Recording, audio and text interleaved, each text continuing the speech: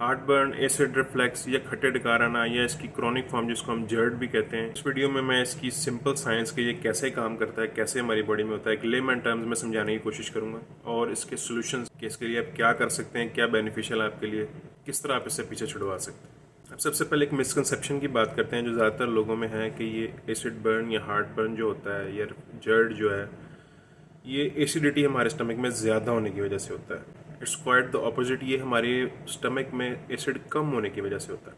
अब इसकी वजह मैं आपको बताता हूँ कि कैसे ये स्टमक हमारा काम करता है और किस तरह ये एसिडिटी या हार्ट बर्न जो है वो हमें होता है। जब भी खाना आपकी सांस की नाली के थ्रू आपके स्टमक में एंटर होता है तो आपका स्टमक जो है वो एसिड प्रोडक्शन शुरू कर देता है। वो एसिड प्रोडक्शन किस लिए होती है कि आपके खाने को उसने हजम करना होता है। आपके खाने में जो नमकियात हैं, जो विटामिन हैं, मिनरल्स हैं, जो उसने एसिड एनवायरनमेंट से कैप्चर करने हैं, उसके लिए वो एसिड रिलीज़ करता है और आपकी फूड को ब्रेक डाउन करने में हेल्प करता है। अब एसिड रिफ्लेक्स इस कंडीशन में कैसे होता है कि हमारे स्टमक और हमारी सांस की नाली ये दोनों जहाँ पे जुड़ रहे होते हैं वहाँ पे एक स्टंट होता है, एक वॉल्व होता है जिसने नॉर्मल कंडीशन में क्लोज होना होता है, जिसको हम लोअर एसोफेजियल स्फिंक्टर कहते हैं। अब इसकी वर्किंग कैसे स्टार्ट होती है कि इसको एक सिग्नल जाता है हमारी बॉडी की तरफ से और ये वो स्फिंक्टर ऑटोमेटिकली क्लोज हो जाता है।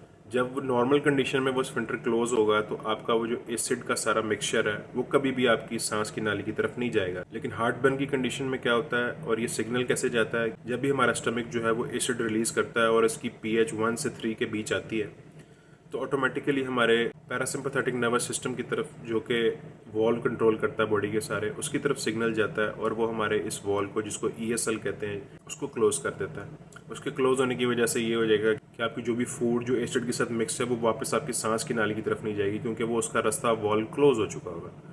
अब ये खुला कैसे रह जाता है कि जब हमारी बॉडी में एसिड प्रोडक्शन कम हो जाती है, एसिड प्रोडक्शन हमारे स्टमक में कम हो जाती है, वो एसिड प्रोडक्शन कम होने की वजह से वो सिग्नल जो पैरासिम्पैथेटिक नर्वस सिस्टम को जाना है वो नहीं जाता और अल्टीमेटली वो क्या करते हैं, जब सिग्नल नहीं जाएगा तो वो वॉल उसका क्लोज नहीं होता और जब वॉल क्लोज नहीं होता तो आप जब भी हिलते जुलते हैं या स्पेशली अगर आप लेटते हैं तो आपका वो जो एसिड है स्टमक का वो वापस आपकी सांस की नाली की तरफ जाने लग जाता है। इसलिए आपको हार्ट बर्न या खट्टे डकार जो इस तरह की चीज़ें हैं वो फील होती हैं क्योंकि वो वॉल आपका खुला होता है। अब नॉर्मली इसके लिए लोग क्या करते हैं, लोग इसके लिए या तो एंटासिड्स या PPI यूज करते हैं जो कि अमूमन कंडीशन को वर्स कर देता है। टेम्परेरी तौर पे वो आपका मसला जरूर हल कर देता है कि आपकी बॉडी में जो एसिड होता है वो उस pH का नहीं होता जो उसका होना चाहिए, लेकिन फिर भी उसकी कुछ एसिडिक pH लाजमी होती है और वही आपको हार्ट बर्न कॉज कर रही होती है क्योंकि आपका वो वॉल्व ओपन होता है।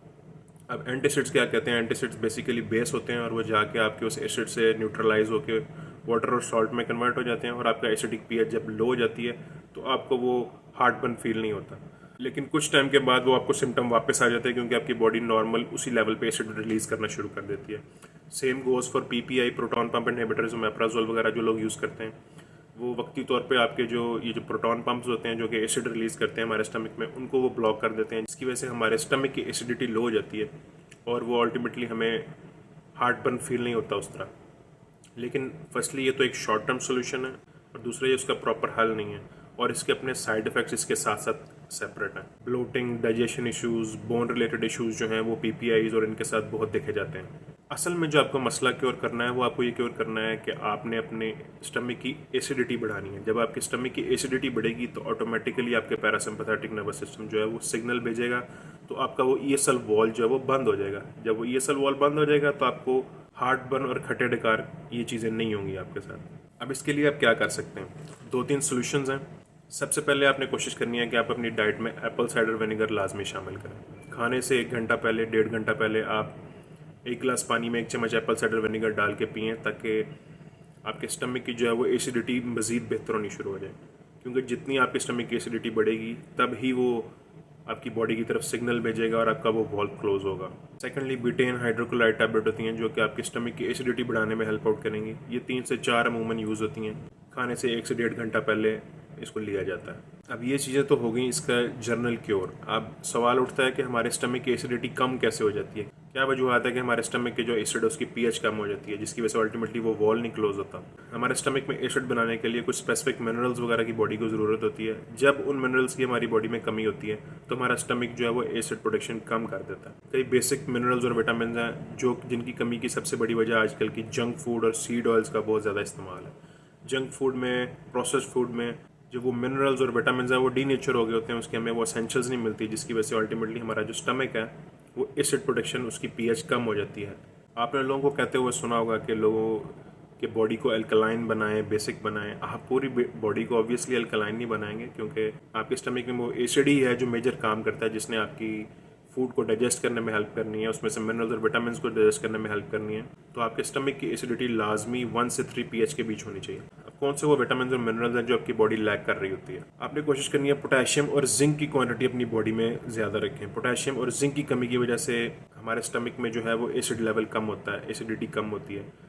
ये दोनों डायरेक्टली इन्वॉल्व होते हैं। इसके साथ सी सॉल्ट को अपनी डाइट में लाजमी शामिल करें, ये आपकी स्टमक एसिडिटी को बढ़ाता है। पोटेशियम और जिंक के लिए आप डिफरेंट नेचुरल सोर्सेज पे जा सकते हैं, जो नेचुरल के रिसोर्सेज हैं वो लें, या आप इसके सप्लीमेंट्स पे शिफ्ट कर सकते हैं। और जो तीसरी चीज़, जो सबसे इंपॉर्टेंट विटामिन है, जो हमारी बॉडी में सबसे ज़्यादा ज़रूरी है, जिसकी वजह से जो एसिड प्रोडक्शन पे सबसे ज़्यादा इफेक्ट करता है, वो है विटामिन B1, जिसका दूसरा नाम थायमीन भी है। आपका ये जो सारा मसला है, ये ज़्यादातर ये विटामिन B1 थायमीन की कमी की वजह से ही स्टार्ट हो रहा होता है। और ये विटामिन B1 ज़्यादातर जंक फूड की वजह से जो हमारी बॉडी में इसका लेवल लो होता है। और जब इसका लेवल एक हद से ज़्यादा लो हो जाता है तो हमारे स्टमक की एसिड प्रोडक्शन जो है वो कम हो जाती है, जिसकी वजह से आपका जो एलियस वॉल है वो खुला रह जाता है, और आपकी जो फूड है जो एसिड के साथ मिक्स हुई है वो आपके विंड पाइप में, एसोफेगस में जो है वो आपको हार्ट बर्न और जर्ड जैसी बीमारियां कॉज करती है। और ये मेरा अपना ओपिनियन है, इस तरह का कई और डॉक्टर्स का इस सेम ओपिनियन है, आप इसको फॉलो कर सकते हैं। लेकिन एक चीज़ ध्यान में रखिएगा कि अगर आपको Apple cider vinegar, Batten hydrochloride tablet use करने के बाद एसिडिटी ज़्यादा फील होती है, या आपको लगता है कि आपको क्रैम्प्स या ज़्यादा मसला हो रहा है, तो मोस्ट प्रोबेबली आपको फिर